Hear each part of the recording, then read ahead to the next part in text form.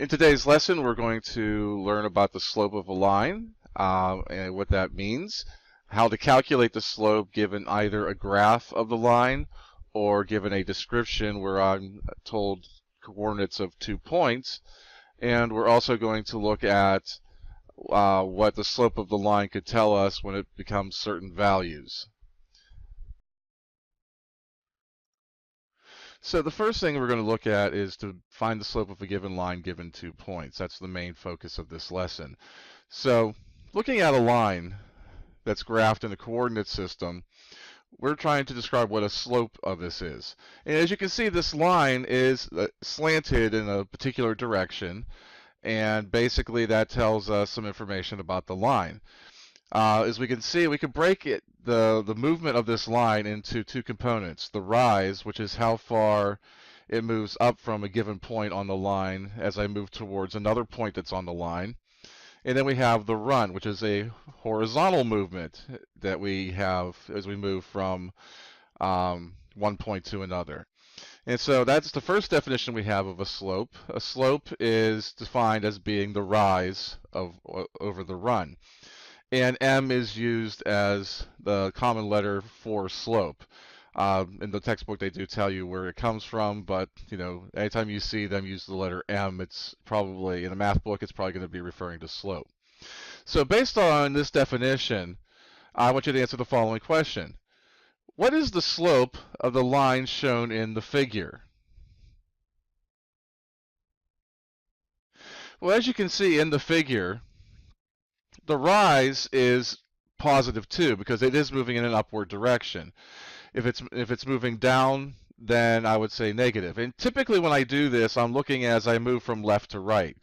So we typically, when we're looking at it from a graphical standpoint, we're usually moving from left to right, which will always make the run positive. So along with this, we can see that the run is a positive 3 because I'm moving 3 units to the right. Therefore, the slope of this line would be described as being 2/3.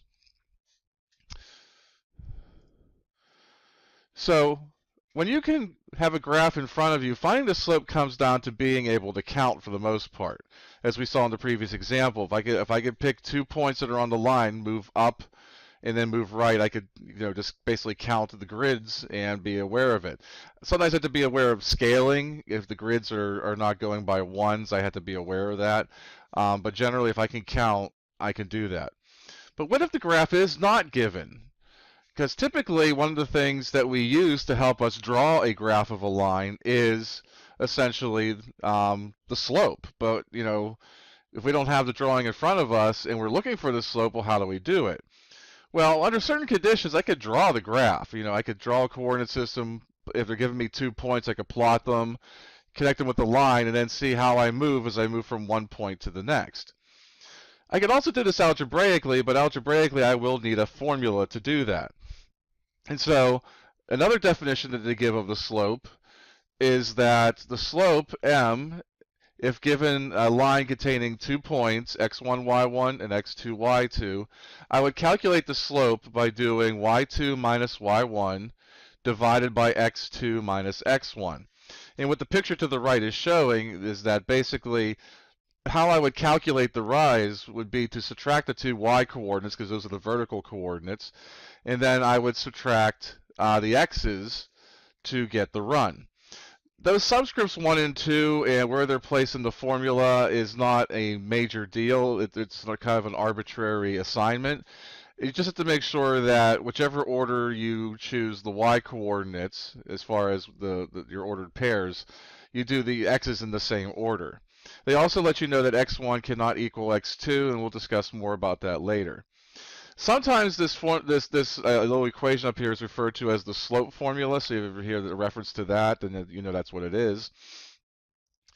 And the slope can be viewed as the rise over the run, or y2 minus y1 over x2 minus x1.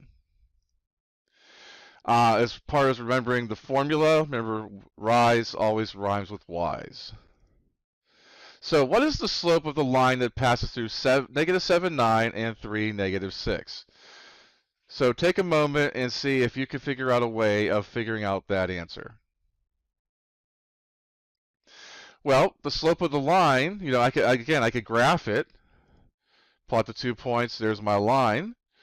Or I can start using the formula. I'm going to kind of do both simultaneously to show you that both will work. So when I do the slope, again, I'm going to choose my y coordinates first. They go on top. So the 9 I'm going to put on top. The -6 goes on the bottom. And I'm going to subtract them. Or -6, I should say. And then I'm going to do the same thing with the y's. Notice because I picked the 9 from the first ordered pair, I'm picking the -7 to go first on the bottom. That's how you keep that consistent. And if I carry through the calculation, I do get 15 over -10, which is a -15 over 10 slope. And you can see in the graph there that, as I move from left to right, from point to point, I am moving down 15 and right 10. But since the slope is always represented as a fraction, we will typically simplify it to lowest terms.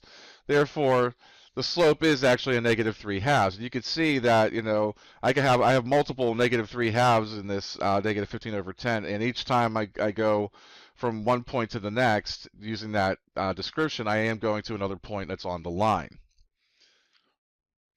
So your turn now, again. What is the slope of the line that passes through -3, -2, and 5, 2? Well, again, when I set up the slope equation, I'm going to do -2 minus 2 over -3 minus 5.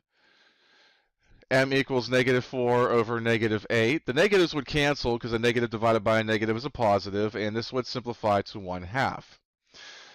This is just showing you here that if I took the y coordinates and the x coordinates in a different order, I would still get to the same result. So don't sit there for very long and worry about which one should be y1, which one should be y2. As long as you choose them the right ways, you're fine. And of course, you can see this in the graph as well. If I were just to draw a graph, I could see that I am going up 4 and right 8. And I can see I could break it down into 4 movements of up 1 and right 2. That's all we have for today's lesson. If you have any further questions, make sure that you do get in contact with me and let me know. Have a good day, everyone.